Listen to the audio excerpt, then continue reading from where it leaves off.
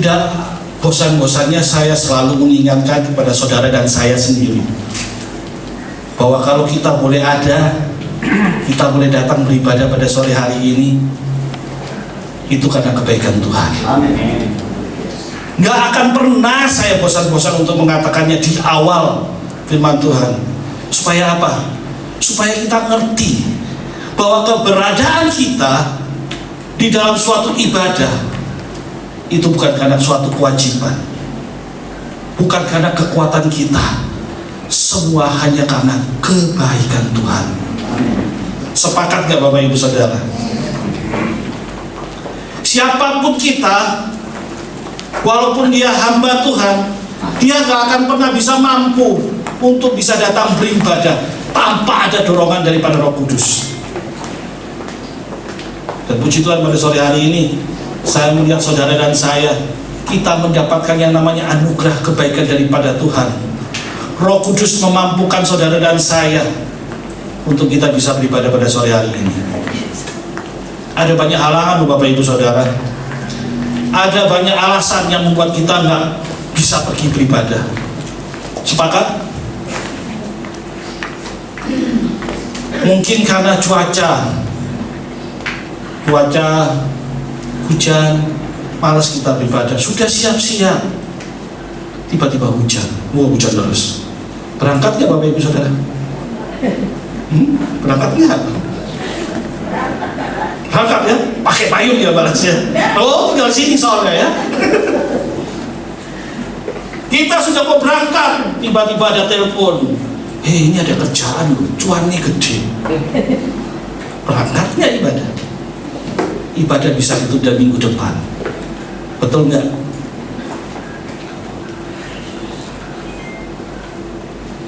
Untuk kita bisa pergi beribadah Bapak Ibu Saudara, benar-benar hanya karena kasih karunia Tuhan. Kalau kita ngerti, kita bisa berada di sini karena kasih karunia Tuhan, maka respon kita itu beda di dalam beribadah.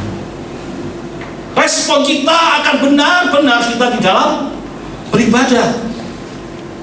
Kita akan benar-benar di dalam memuji Tuhan. Kita akan benar-benar di dalam mendengarkan firman Tuhan. Dan untuk mendengarkan firman Tuhan Bapak Ibu Saudara, butuh yang namanya Roh Kudus. Sepakat? Karena siapapun Bapak Ibu Saudara, mau dia pendidikannya S1, S2, S3, atau mungkin profesor ya. Sekarang udah mulai banyak profesor teologi. Itu nggak akan pernah mampu menjelaskan kebenaran firman Tuhan. Benar loh. Zaman sekarang ayatnya satu, tafsirannya loh bisa beda-beda. Coba tanya anak-anak teologi di belakang tuh, yang berkecimpung dalam dunia pendoktrinan. Waduh, bisa debat antara doktrin satu dengan doktrin yang lain.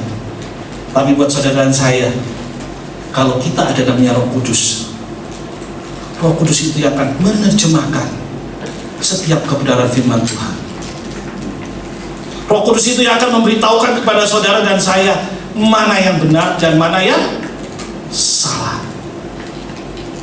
Dan kalau kita sudah tahu mana yang benar, kita sudah tahu akan kebenaran itu, yang terpenting dan paling utama, kita mampu melakukannya di dalam kehidupan sehari-hari. Karena apa? Penting untuk kita bisa melakukan kebenaran firman Tuhan, karena yang mempunyai kerajaan surga adalah orang yang apa? Orang yang mampu melakukan kebenaran firman Tuhan. Dan pada sore hari ini, ayo kita sama-sama belajar kebenaran firman Tuhan yang terambil dari Mazmur.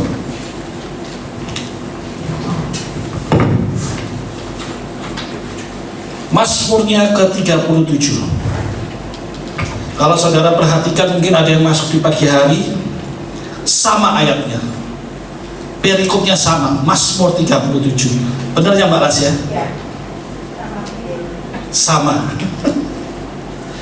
Ada hal yang menarik yang sama-sama kita mau bagikan pada sore hari ini. Kalau tadi pagi mungkin istri saya membawakan sama, tapi pasti beda dengan saya. Mazmur 37 ayatnya ke-1 sampai ke-40 Bapak Ibu Saudara.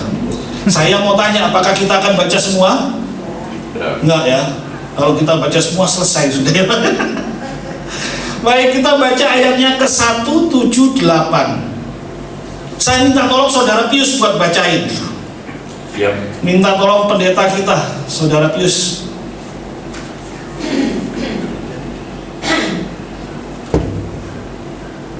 Mazmur 37 ayat 1, 3 dan 7. 1, 7 dan 8. 1, 7 dan 8. Dari kebahagiaan orang fasik semu. Ayat 1 dari Daud. Jangan marah karena orang yang berbuat jahat, jangan iri hati kepada orang yang berbuat curang. Ayat 7, berdiam dirilah di hadapan Tuhan dan nantikanlah Dia. Jangan marah karena orang yang berhasil dalam hidupnya, karena orang yang melakukan tipu daya. Ayat 8, berhentilah marah dan tinggalkanlah panas hati itu. Jangan marah, itu hanya membawa kepada kejahatan. Amin. Amin. 1 sampai 40 tapi diringkas hanya 1, 7 dan 8. Kenapa 1, 7 dan 8? Karena ada satu kata yang diulang-ulang. Kata apa itu? Jangan marah. Jangan marah Bapak Ibu Saudara. Diulangi lagi, jangan marah.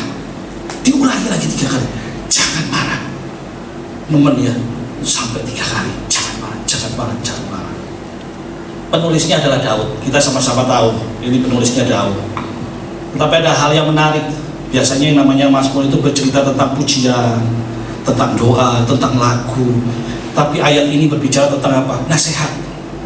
Nasihat dari seorang yang namanya Daud. Pada masa usianya yang lanjut, dia menuliskan ini. Dia memberikan nasihat. Jangan marah. Loh, kenapa ditekankan Daud? Jangan marah.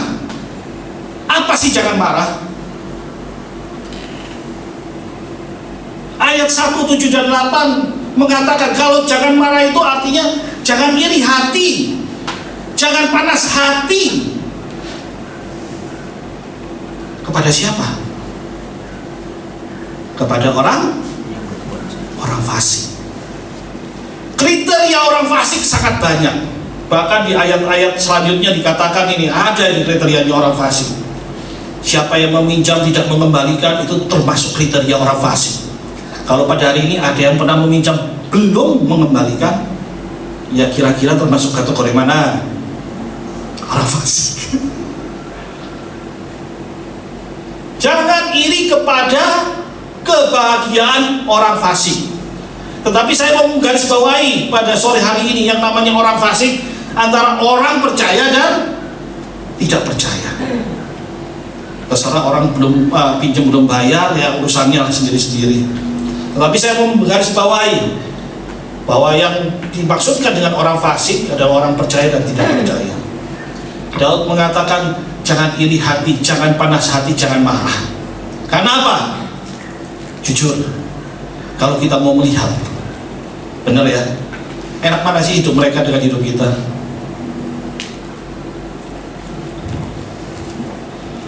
Enak mana yuk? Enak kita atau enak sana?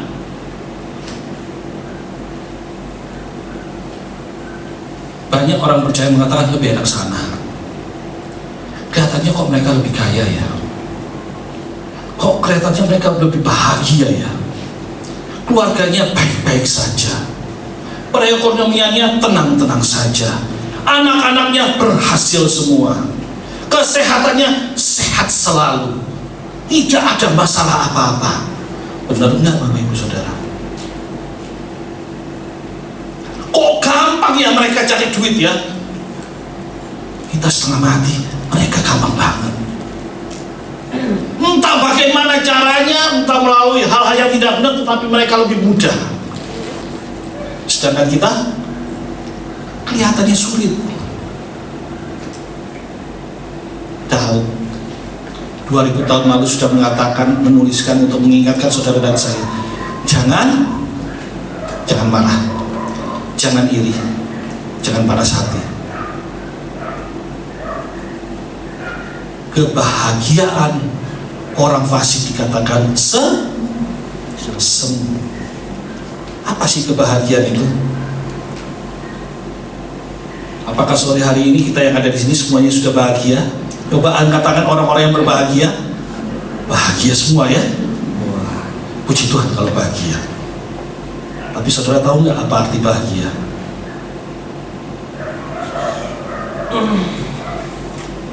Bahagia itu berarti kepuasan diri. Benar ya? Kalau diri kita puas, berarti kita bahagia. Sore hari ini saudara sudah puas semua nggak? Kebahagiaan, kalau mau bilang jujur, itu dipengaruhi banyak faktor Bapak Ibu Saudara. Benar ya? Filsafat Stoa dari Yunani mengatakan, dia berpendapat yang namanya bahagia itu kalau kita bisa melakukan kebaikan, itu bahagia. Kalau kita bisa melakukan hal-hal yang baik, maka kita akan bahagia. Sepakat nggak? Hal ini senada dengan ajaran orang Buddha ya. Orang Buddha makanya ada salam apa, santai-santai apa itu. Semoga semua makhluk berbahagia, kira-kira begitu ya.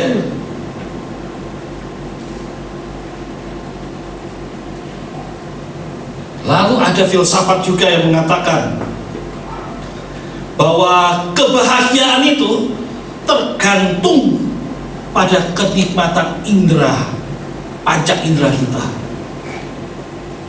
Jadi kalau panca indera kita bisa menikmati, berarti kita bahagia.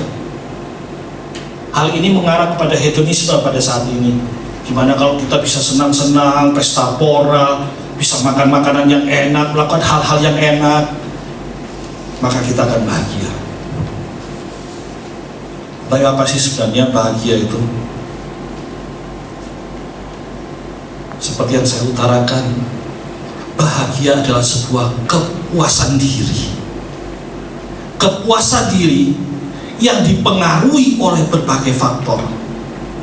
Yang pertama, faktor sosial. Apa maksudnya faktor sosial? Ada orang yang bahagia kalau dia mencapai status sosial yang baik. Bahagia dia. Contohnya dapat gelar dari S1, S2, S3, bahkan profesor. Dia sudah merasa bahagia Bapak Ibu Saudara. Makanya jangan heran lihat profesor-profesor itu banyak yang hidupnya itu sudah rasanya sudah cukup bahagia. Ya gini-gini aja nggak apa-apa. Yang penting gelar saya banyak, bahagia. Benar ya? Ada yang berbahagia karena mungkin faktor ekonomi. Semakin dia kaya, semakin banyak uang, semakin bahagia. Betul ya? Sepakat gak sama saya? Sepakat ya? Atau ada juga kebahagiaan karena faktor agama. Kalau kita semakin bisa rohani, religius, kira-kira begitu ya, maka kita akan semakin bahagia. Ada juga yang dipengaruhi faktor keluarga. Kalau keluarga saya aman-aman semua, lengkap semua, tidak ada pertengkaran, tidak ada perselisihan, saya sudah cukup bahagia. Sepakat? Saya sih sepakat. Kadang-kadang saya berbahagia ketika saya bisa bermain dengan anak saya. Berbahagia banget Bapak Ibu Saudara. Apalagi anak saya yang umurnya barusan 6 tahun tuh, lagi centil-centilnya. Centil-centilnya apa Bapak Ibu Saudara? Bapaknya sering ditanyain. Masa saya ditanyain Bapak Ibu Saudara? Orang tenggelam, lalu orang hilang, munculnya di mana? Bayangin anak kelas umur 6 SD. Apa? Orang tenggelam sama orang hilang, munculnya di mana? Sepengetahuan saya selama saya belajar cari pendidikan, gak nemu. Ya, sebagai orang tua ya gimana ya? Saya tanya ke dia, lah terus jawabannya apa, Stuart? Wah, papa ayah katanya. Gitu. Kenapa? Yang pasti orang yang tenggelam dan orang yang hilang pasti muncul di koran katanya. Ya ampun. Munculnya di koran Bapak Ibu Saudara. Hal yang kecil, hal yang sepele, namun hal itu membuat saya bahagia.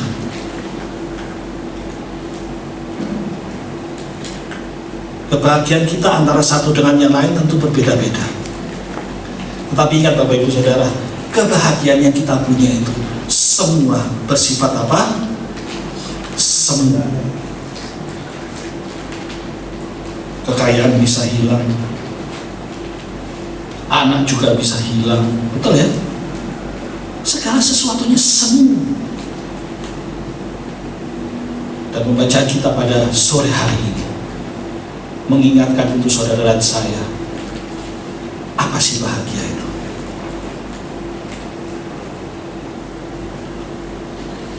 Yang pertama, kebahagiaan yang ditulis oleh Daud. Kita bahagia karena Tuhan mengerti saudara dan saya. Tuhan yang kita sembah, Tuhan yang mengerti keberadaan saudara dan saya. Kita lihat di ayatnya ke-6.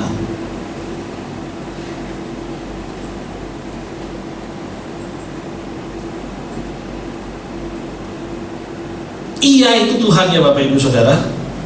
Tuhan akan memunculkan kebenaranmu seperti apa? Seperti terang, dan hakmu seperti siang. Kalau kita mau melihat di dalam perjanjian baru, di dalam Lukas, Matius itu banyak berkata soal berbahagia. Berbahagialah orang yang miskin, ya kan? Berbahagialah orang yang rendah hatinya, berbahagialah orang yang begini, begitu.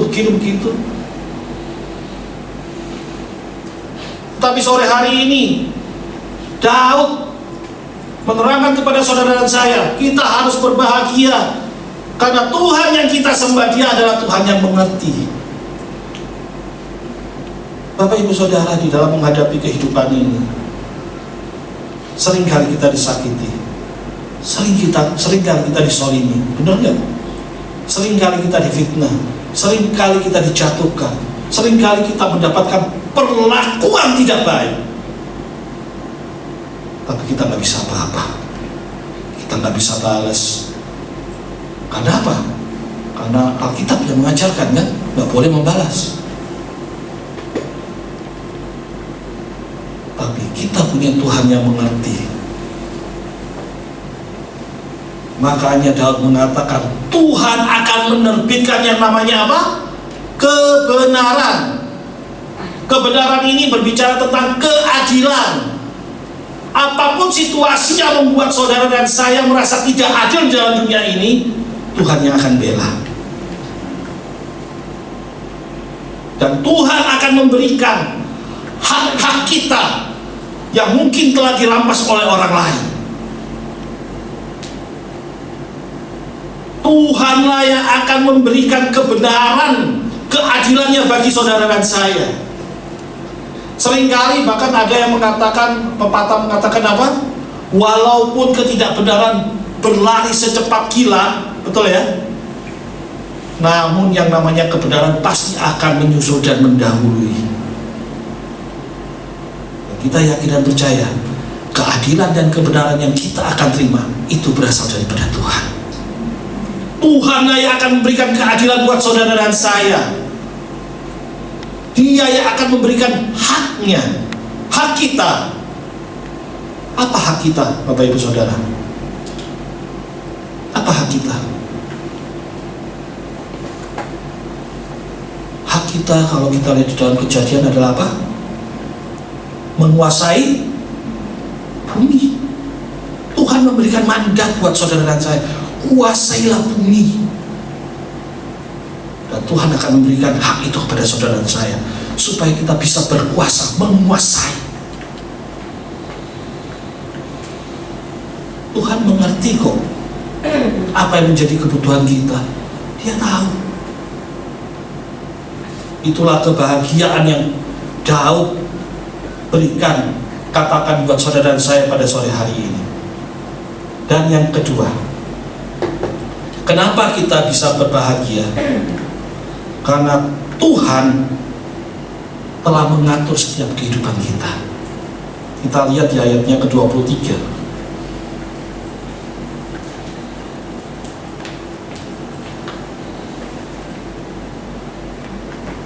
ayat yang sangat terkenal ya Bapak Ibu Saudara. Tuhan menetapkan langkah-langkah orang yang hidupnya berkenan kepadanya. Nggak main-main loh kalau Tuhan sudah tetapkan langkahnya. Kalau Tuhan sudah menentukan, berarti Tuhan punya tujuan buat saudara dan saya. Siapa yang percaya pada sore hari ini hidup kita sudah ditetapkan oleh Tuhan? Coba angkat tangan. Bapak Ibu Saudara, suatu anugerah kalau kita boleh ditetapkan oleh Tuhan. Roma 8 ayatnya ke-29 dan 30.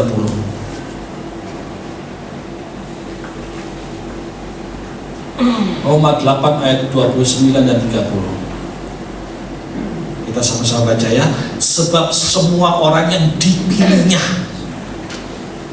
garis bawah, semua orang yang dipilihnya. Berarti ada yang tidak dipilih nggak? Kalau ada yang dipilih, ada yang tidak dipilih nggak? Ada.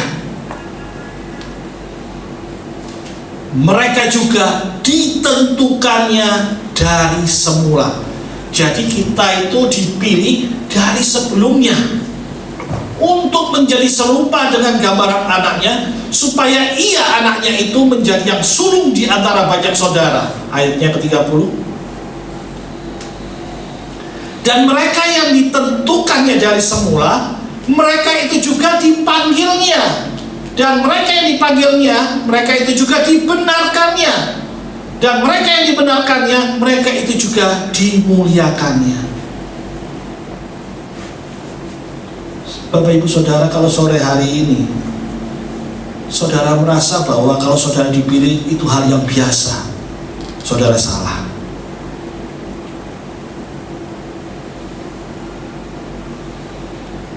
Kalau kita bisa berada sore hari ini, itu benar-benar anugerah Bapak Ibu Saudara.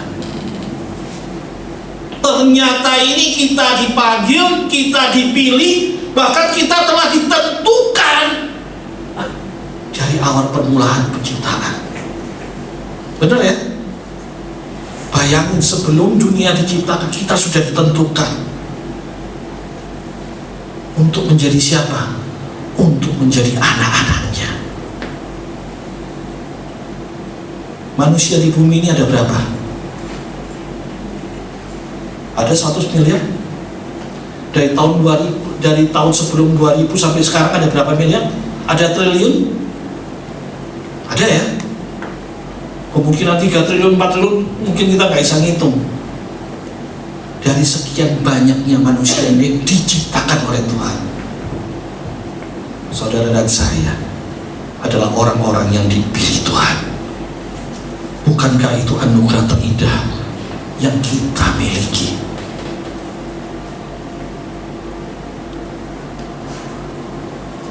Harusnya yang membuat kita berpikir, kenapa kita yang dipanggil? Kenapa kita yang dipilih? Kenapa? Kenapa kok saudara yang duduk di sini? Masih banyak orang luar di sana. Kenapa kita yang dipanggil dan dipilih? Ini adalah suatu kehormatan Bapak Ibu Saudara, suatu anugerah. Dan lihat apa yang Tuhan perbuat. Tuhan menetapkan langkah-langkah kita.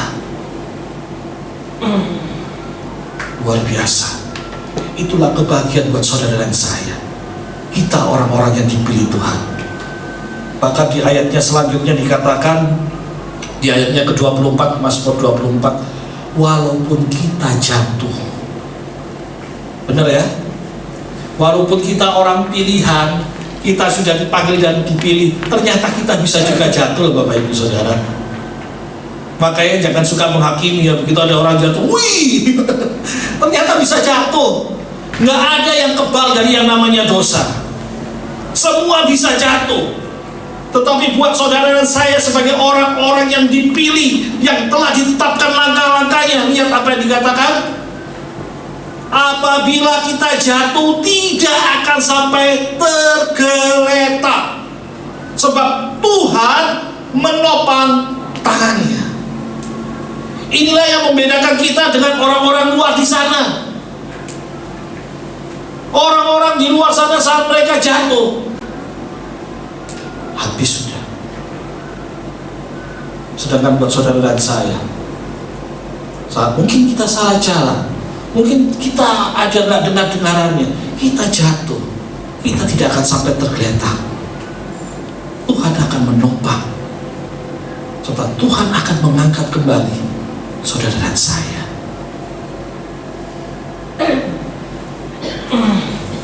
Hal inilah yang memberikan kebahagiaan buat saudara dan saya di dalam menjalani kehidupan ini. Orang di luar sana boleh berbahagia mungkin karena kekayaannya, mereka boleh berbahagia karena kehebatannya,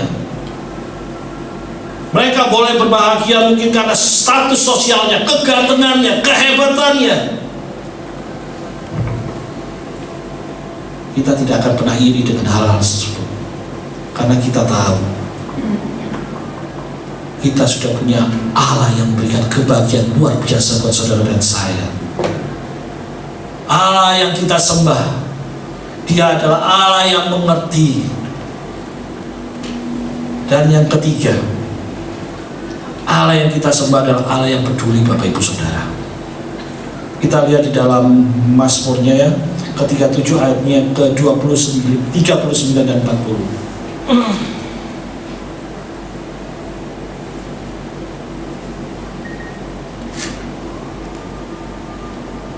Orang-orang benar diselamatkan oleh Tuhan. Ia adalah tempat perlindungan mereka pada waktu kesesakan. Tuhan menolong mereka dan meluputkan mereka. Ia meluputkan mereka dari tangan orang-orang fasik dan menyelamatkan mereka sebab mereka berlindung padanya. Allah yang kita sembah adalah Allah yang peduli. Dia tahu kapan harus menyelamatkan dan kapan harus menolong saudara dan saya. Inilah kebahagiaan buat saudara dan saya. Di dalam menjalani kehidupan ini, Bapak Ibu Saudara, kita nggak tahu kapan kita dalam bahaya. Benar ya? Setiap perjalanan hidup kita nggak akan pernah tahu. Bahkan terkadang Bapak Ibu Saudara, hal-hal yang kita rasa akan membuat kita bahagia, malah itu yang akan mencelakakan kita.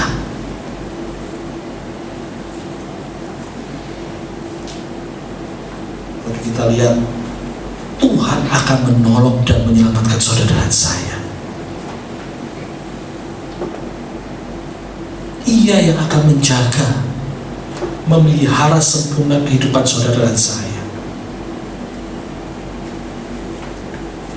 Hal inilah yang harus kita mengerti, Bapak Ibu Saudara. Di dalam kita menjalani kehidupan ini, prioritas kita adalah mencari kebahagiaan. Benar nggak Bapak Ibu Saudara? Adakah yang hidup tidak mencari kebahagiaan? Ada? Saya yakin dan percaya nggak ada ya.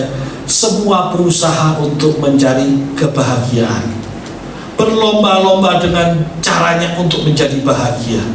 Bahkan nggak jarang banyak yang pura-pura bahagia. Bener nggak? Banyak nggak yang pura-pura bahagia? Banyak Bapak Ibu Saudara. Kalau nggak percaya, lihat artis-artis tuh pura-pura bahagia, apalagi kalau dalam kamera ya, di depan kamera, kelihatannya mesra Bapak Ibu Saudara. Saling memuji, wah suamiku ganteng satunya, wah ini pilihanku. Nggak tahunya 1 minggu ke depannya udah bisa. Bener nggak? Baru-baru ini saya dengar berita dari artis siapa itu yang katanya gladiator. Ada yang tahu? Dia bilang dia gladiator, Pak Tri. Pada waktu saya lihat awal, mesra banget. Pada waktu mau kawin tuh, mesranya. Kayak dunia milik mereka berdua aja. Nggak tahu ya, dengar sekarang udah pisah. Semua berusaha mencari kebahagiaannya. Manusia berusaha untuk bisa hidup bahagia. Tapi buat saudara dan saya, kita sudah berbahagia. Karena apa? Kita punya Tuhan. Tuhan yang kita sembah itu Tuhan yang sangat mengerti akan saudara dan saya. Amin. Tuhan yang kita sembah itu adalah Tuhan yang sangat peduli kepada saudara dan saya. Dan ingat, kita ini adalah orang-orang yang dipilih dan dipanggil spesial. Benar nggak Bapak Ibu Saudara? Kita ini orang-orang spesial, sehingga kita mendapatkan anugerah daripada Tuhan. Kalau pada sore hari ini kita semua mengerti akan kebahagiaan itu, maka tidak ada alasan untuk kita marah, iri hati, panas hati melihat kebahagiaan orang lain, melihat kebahagiaan orang fasik. Sepakat nggak Bapak Ibu Saudara? Mungkin pada hari ini, pada sore hari ini saudara bilang, gimana saya bisa bahagia Pak? Masalah saya banyak. Benar ya? Bagaimana saya bisa bahagia? Sakit saya belum disembuhkan. Bagaimana saya bisa bahagia kalau orang yang saya sayangi tidak berada bersama dengan saya? Bisakah saya bahagia Pak? Bisa nggak Bapak Ibu Saudara?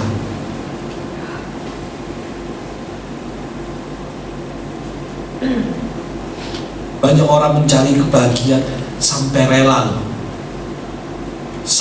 bunuh diri karena mereka menganggap yang namanya mati itu bahagia. Loh iya ya? Kenapa mereka memilih bunuh diri? Karena mereka memilih katanya mati itu bahagia. Mati aja wis. Lebih enak mati katanya daripada hidup. Benar nggak?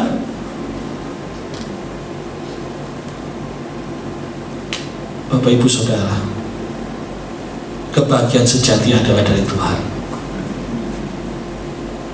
Buat saudara dan saya, apapun masalah kita, apapun yang sedang menimpa kehidupan saudara dan saya, kita pasti bisa bahagia. Kok bisa? Karena Tuhan pasti akan memberikan yang namanya damai sejahtera. Kalau kita ada damai sejahtera, maka kita pasti akan punya yang namanya sukacita. Damai sejahtera dan sukacita ini tidak akan pernah bisa dibeli oleh siapapun, tidak bisa diraih dengan kegiatan apapun. Damai sejahtera dan sukacita ini hanya dapat berasal daripada Tuhan.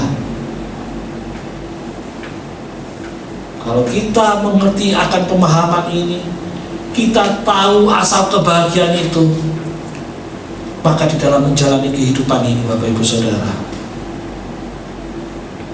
kita akan dapat meraih yang namanya kebahagiaan itu. Dan biarlah pada sore hari ini Bapak Ibu Saudara, pulang dari tempat ini, saya mau ingatkan kepada saudara dan saya, untuk apa? Jangan lupa bahagia. Ya Mbak Las ya, walaupun mungkin anak-anak bermasalah, mengatakan ini dan itu, jangan lupa untuk bahagia, karena kita punya Tuhan. Tuhan yang kita sembah, Dia adalah Tuhan yang mengerti, Dia adalah Tuhan yang peduli. Sehingga apapun yang sedang kita hadapi, penderitaan, masalah, sakit, penyakit, kita yakin dan percaya Tuhan kita peduli. Kalau Dia peduli, Dia pasti akan sembuhkan, Dia pasti akan berkati, Dia pasti akan beri penghiburan, dan Dia pasti berikan jalan keluar buat saudara dan saya. Itu namanya peduli. Benar nggak Bapak Ibu Saudara? Saudara kalau peduli dengan anaknya saat anaknya susah, apakah saudara akan diam-diam saja? Enggak. Betul kan? Malah kadang-kadang yang namanya orang tua, biarlah saya yang susah, anak yang senang. Benar ya? Itu namanya orang tua yang peduli. Kita saja bisa peduli dengan anak kita, apalagi Tuhan kita. Begitu besarnya Tuhan kita peduli buat saudara dan saya, sehingga Tuhan mengirimkan anaknya yang tunggal, Yesus Kristus, hanya untuk menyelamatkan saudara dan saya. Wow, begitu besar pedulinya. Dan saat kita sudah punya Yesus Kristus itu sudah lebih dari cukup.